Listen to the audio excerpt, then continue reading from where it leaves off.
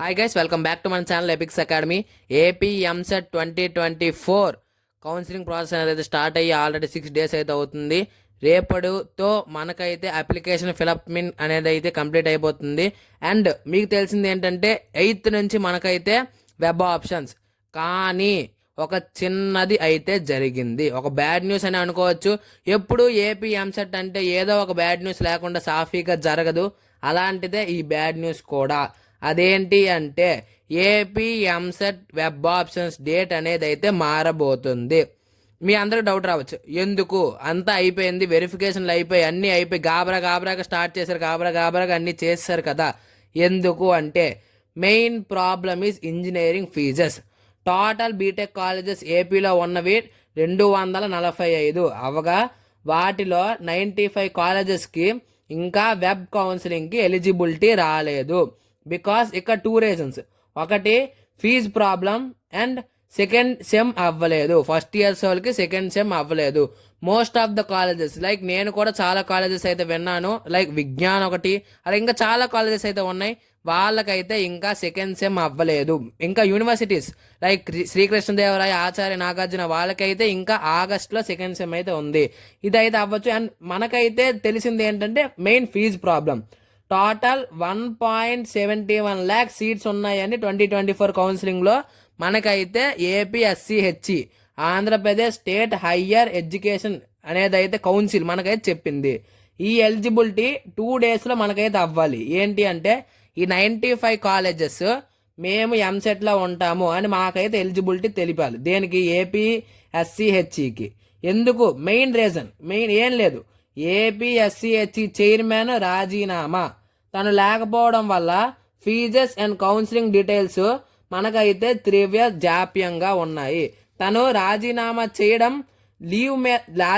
చేయడం మనకైతే మన గవర్నమెంట్ రిజెక్ట్ చేసింది కాబట్టి తను లీవ్ మీద వెళ్ళిపోయాడు. సో వీటన్నిటికీ లేట్ అవుతున్నాయి.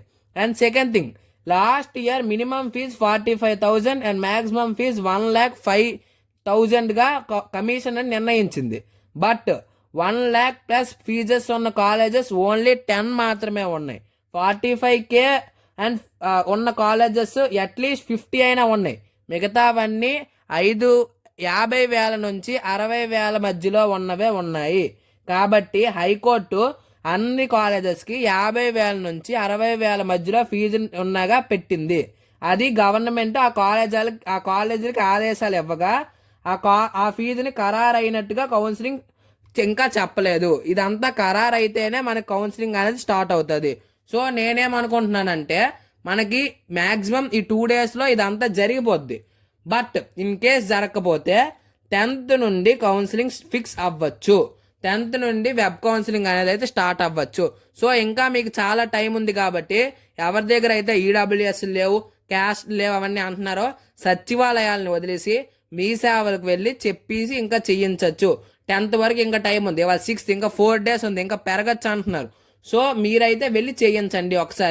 ఒకసారి వెళ్ళి మీ సేవకి వెళ్ళి మాకు ఇలా పరిస్థితి అని చెప్తే వాళ్ళైతే చేస్తారు. ఇంకా టైం ఉంది, టైం పెంచుతున్నారు కాబట్టి. మెయిన్ ఏంటి అంటే ఫీజులు అవ్వట్లేదు. వాళ్ళకి ఏ ఫీజో చెప్పట్లేదు కాబట్టే ఇదంతా అవుతుంది. మ్యాక్సిమం మనకైతే 8th నుంచి ఖచ్చితంగా స్టార్ట్ అయితే అయిపోతాయి. ఎందుకంటే ఇంత గాబరాగా చేయించారు, అన్నీ చేయించారు కాబట్టి మెయిన్ పేరెంట్స్ వాళ్ళు చాలా సఫర్ అవుతారు. కాబట్టి 8th కల్లా స్టార్ట్ అయిపోతాయి. ఒకవేళ అవ్వకపోతే 10th నుంచి కౌన్సిలింగ్ అనేది స్టార్ట్ అవుతుంది.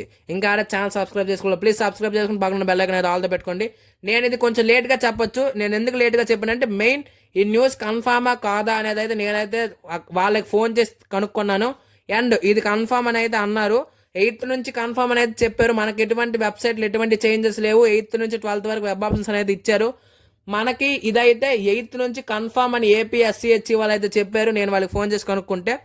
అండ్ పేపర్లో ఇలాగా తప్పు న్యూస్ అయితే పోర్ట్రేట్ చేయరు. వీళ్ళు న్యూస్ వేశారంటే దీంట్లో కూడా ఎంతో కొంత నిజం ఉండొచ్చు. ఏదైనా జాప్యం అయితే జరుగుతుంది, ఏది ట్రాన్స్పరెన్సీ లేదు. సో గవర్నమెంట్ వేరంగా దీని మీద స్పందిస్తే చాలా బాగుంటుందని స్టూడెంట్స్ అయితే అనుకుంటున్నాం. ఇంకా ఛానల్ సబ్స్క్రైబ్ చేసుకోండి, ప్లీజ్ సబ్స్క్రైబ్ చేసుకుని పక్కన బెల్ ఐకాన్ అయితే ఆల్లో పెట్టుకోండి. ఈ వీడియో అయితే మళ్ళీ వచ్చే వీడియోలో కలుద్దాం. నెక్స్ట్ వీడియోలో నేను జిఎంఆర్ గురించి చెప్తాను. వీడియో మర్చిపోలేదు, లాస్ట్ వీడియో ఎవరైతే చూడలేదో కింద డిస్క్రిప్షన్ లింక్ ఇస్తాను, చూడండి. Thank you.